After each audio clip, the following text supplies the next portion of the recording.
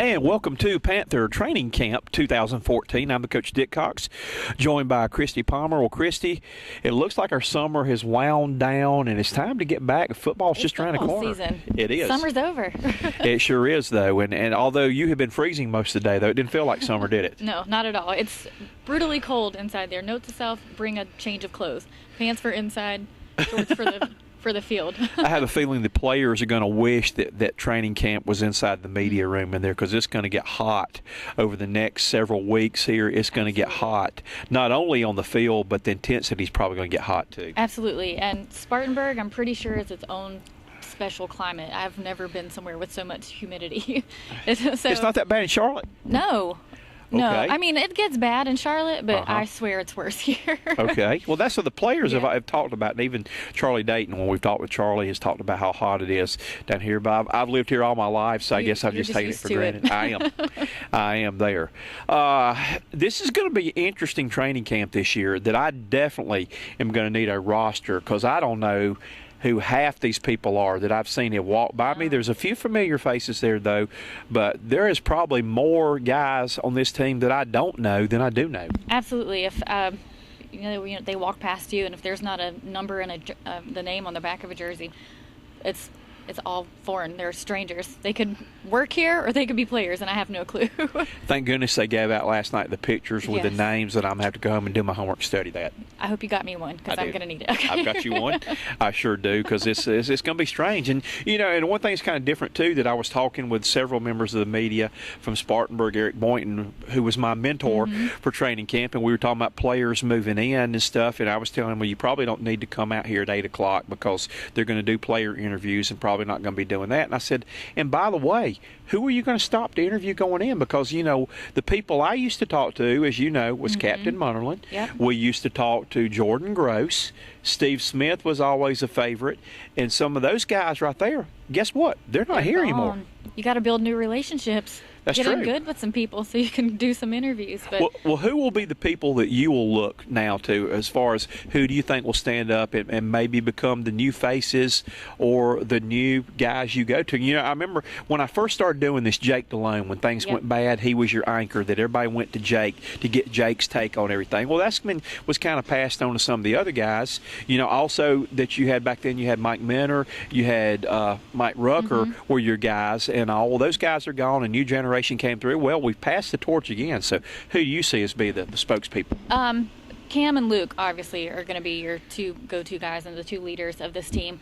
I think Greg Olson is really going to be one to step up this year, and obviously I think with our entire new receiving core, he's going to play a bigger part. So I definitely think he's going to be a go-to person on and off the field and in the locker room. I'm going to throw a couple more out. I think you're going to make it too. I think you're going to see Thomas Davis have more of a role, because, again, that's a guy who is a great leader by example. When you come back from 3 torn ACLs the way he did, he doesn't really have to say a lot, although he's a great spokesman, great speaker, but just he's a living testimony of what perseverance of a guy whose career should have been over, 2 knee surgeries ago.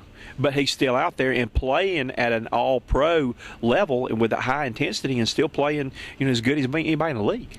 That's so impressive to me. One of my best girlfriends, that I used to dance with, tore her ACL and had to have surgery. And, even just working out and things for her, it's always, I talk to her about it. It's on the back of her mind. She's always terrified of re-tearing it. So the fact that he's had this, I'm going to pull a LeBron, not once, not twice, but 3 times. And he's come back and he's still able to play at this level. True testament to how, his work ethic, and just what a great role model he is for people in the locker room and the Charlotte community. Another name I'm going to throw out there that I think you're going to see more of a leadership role, who's a veteran player out there, who I think first year with Panthers last year, I think you're going to see Mike Tolbert step up and be another guy, because last night Mick Mixon in the stadium brought 2 players over, one on offense and one on defense, and interviewed them on the field in front of all the fans, and it was Thomas Davis and it was Mike Tolbert. And I think you're going to see Tolbert's role increase. He was even back yesterday returning kickoffs. Interesting. It was, and said that he's. See that coming no, I don't either. But I'd rather see him in the wedge blocking for that though. But said he's on the depth chart with that right now, and he said he'll do whatever it takes, to help the team if it means returning kickoff. So I don't think, he's that breakaway speed. He might be able to run over people for 100 yards. People, but I don't see He doesn't need to be doing that. But no, I can absolutely see him being, taking on a leadership role this year. With the whole running back situation we have here, we were all looking forward to Jonathan Stewart coming back, and now here again, it's only a hamstring.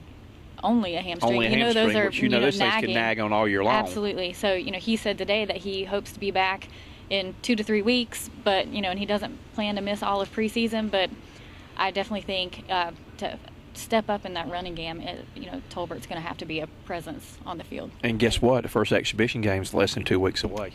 He's not making 2 weeks from yesterday. Yeah, I don't think he's going to be ready for that. That's not something you want to rush back from. And that's the thing. And I couldn't help but think his first training camp when he reported here was the funniest thing, because he was here and did not get his deal signed until the first day, and spent the night in Spartanburg in Hotel 6. And everybody's asking, where'd you stay last night? And he said, Hotel 6. And we said, you could probably buy that right now. They left the light on for him. They did. They sure did. They did. They left the light on for him probably all night. That'd be kind of scary staying out there, though. But, when is the last time, he's actually started and got to practice in training camp?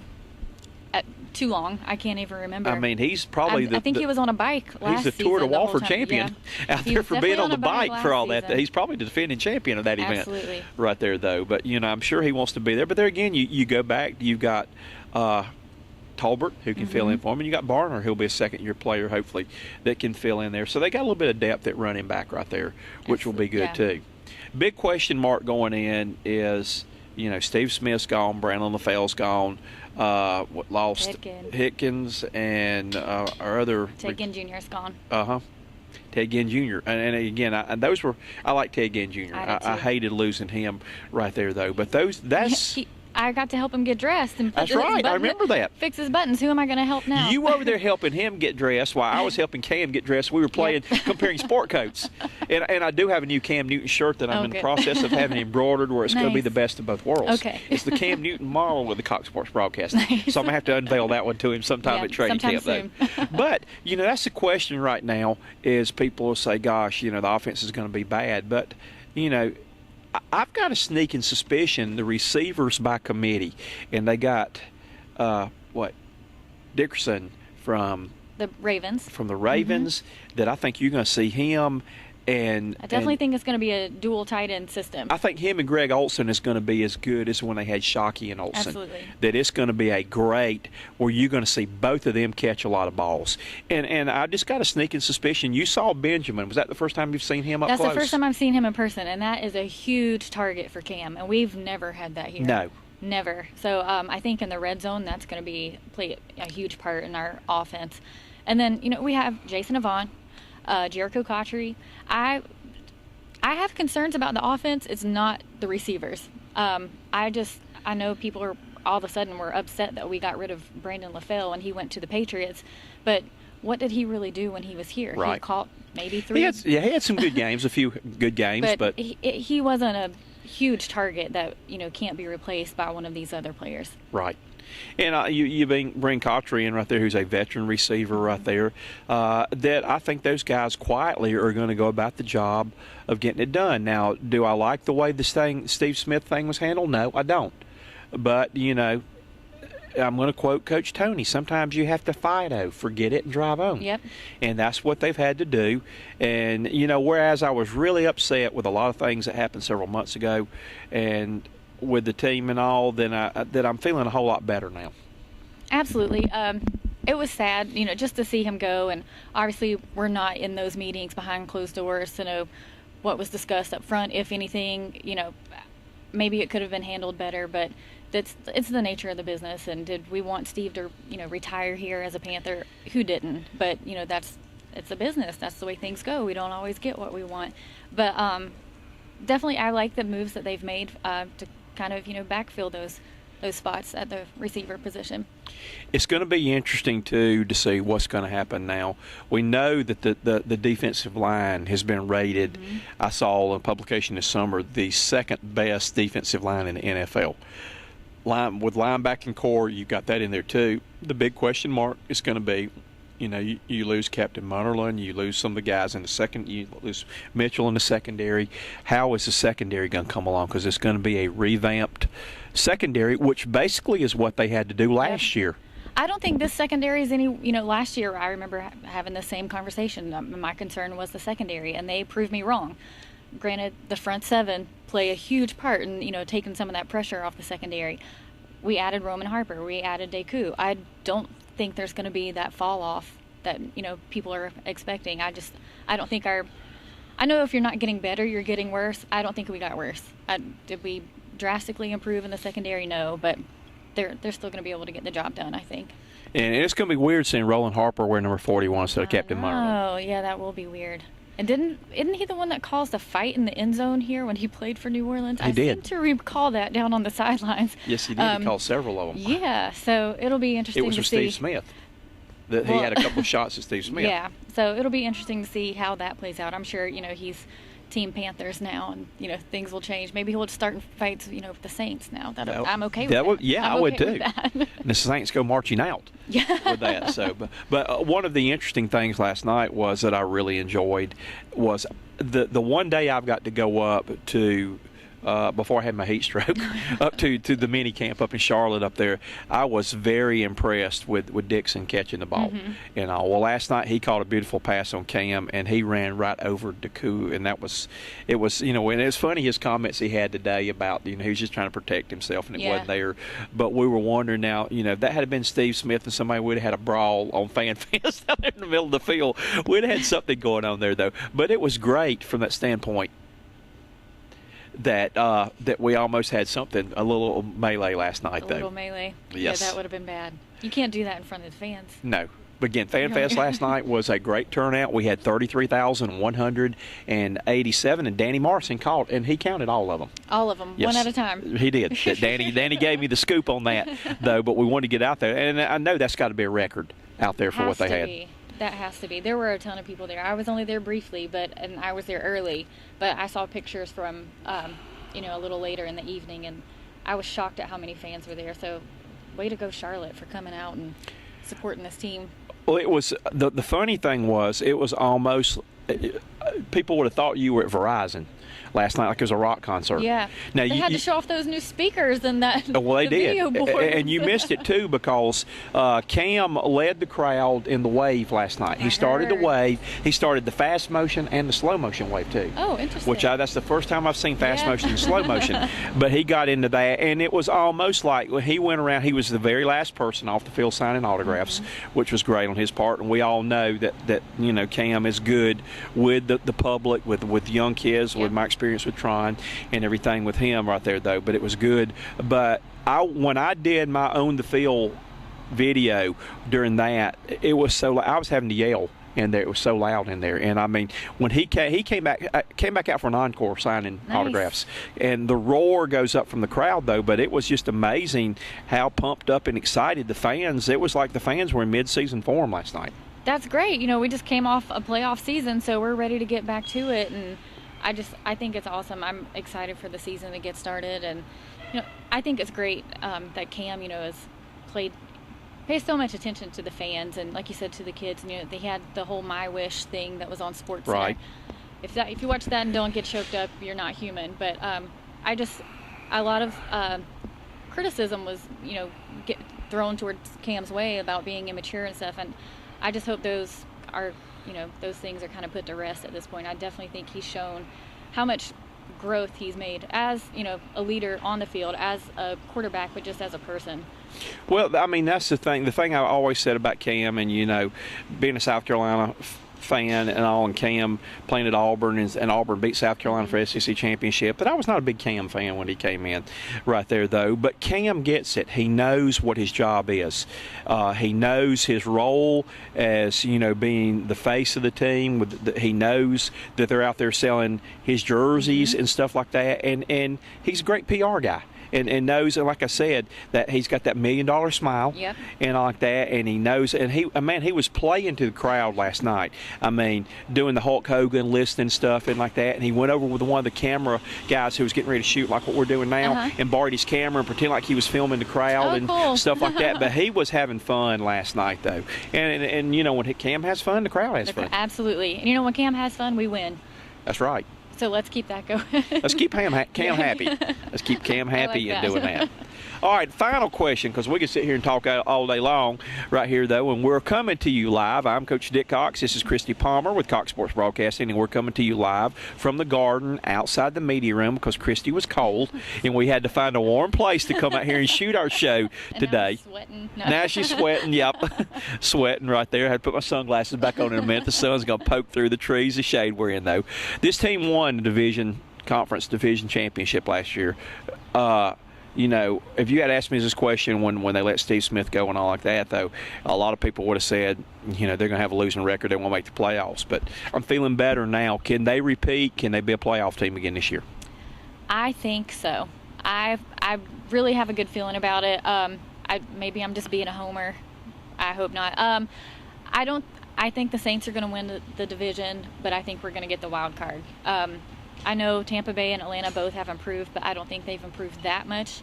And like I said, I definitely don't think that we've fallen off. I know we played a lot of close games last year, and people say it's, you know, luck and, you know, it's just the way, you know, the ball can bounce either way. You know, a lot of games were, you know, within one score. So we just have to make sure we keep winning those games and don't turn those games into losses. The offensive line is my huge concern. As long as we can either have a running game or they can give Cam more than 3 seconds to, you know, be in the pocket and throw it. So I don't want him. I know he's a great rushing quarterback, but he saved us a lot with his legs last year. Hoping that doesn't have to happen this year. But if the offensive line is on point, we're good. Playoffs. Second winning season in a row. The first time ever. It's happening.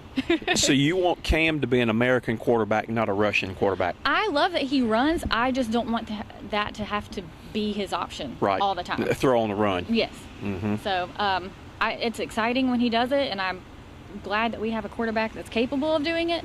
But I would prefer him to throw it. All right, and I agree with you. Okay. I'm going to tell you my reason why right here was we have got one of the top defenses in the NFL.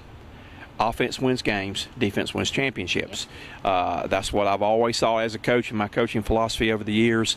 Yeah, we've got a few replacements in the secondary, but when you've got the people up front that are rushing and linebackers dropping and coverage and stuff like that, though, it can give you a little leeway in your secondary because if you don't have time to throw the ball, you're not going to find anybody open anyway. So I think that's going to be big. And the other thing that I really feel good about was the man that was in there playing ping pong next to us this morning. I think we've got one of the best field goal kickers. We do. That he had a great season last year. Unfortunately, he lost his ping pong series today, but he went back to his room to actually improve on that a little bit, though. but you know, that's probably the best field goal kicking that we've had since John Casey. Absolutely. And Casey was big shoes to fill, but he stepped up, and I know they've tried several guys, but that was a weapon, and he's got a strong leg. And again, I feel good. I think the offense, second year under Shula, is going to be improved. You've got a little continuity having him back for a second year doing that. Yeah, Cam's got new receivers there, though, but I think they will fit in. I like the move. I think we got better at the tight end position right there, though, and I think that this team will compete. I think they even got a chance to beat New Orleans again and maybe win a division, but I think that they will be right there in the hunt like they were last year. I absolutely agree. I like your prediction better where we just go ahead and win it. Hey, we just win the Super Bowl. Let's make that happen. My thing, and I always told my players this, somebody's got to win the doggone thing. Why not us? Be us. Yeah, why not us? So, this has been our first report from training camp from the shrubberies. Nice. I'm getting this holly back here is sticking me. I may have little prick wounds in my arm back here from right there. So, but we have enjoyed our first. They have not taken the field in Spartanburg yet. We have just finished a delicious. What was your best part of lunch today? Oh gosh, the cookie. The cookie was good. The oatmeal raisin cookies. I sound like Jonathan Stewart. Jonathan Stewart said his favorite, the cookies right there. He's not lying. And if my doctor is listening today, Dr. Kniffer, I stayed away from the ice cream. I stayed away from the cookies. I won't tell you how much bacon I put on my salad, though. But it was a great meal today, though, and a great way to start training camp. Now it's time to get on the field and let the cards fall where they will. Let the competition begin. It's going to be awesome. She's Kristy Palmer. I'm the coach, Dick Cox. Be checking in with us. We will have reports all throughout training camp, and we will be at Bank of America Stadium for week 1 here before you know it. It's so close. I'm so excited. It is hard to believe. It's hard to believe how close those first games, and it will go by quick. Yeah, it's like I said, football's here. Summer's over. Let's get busy. Time to put the ball down and let's play. Okay, let's do it. We will see you from training camp. Make sure you tune in. Goodbye, everybody.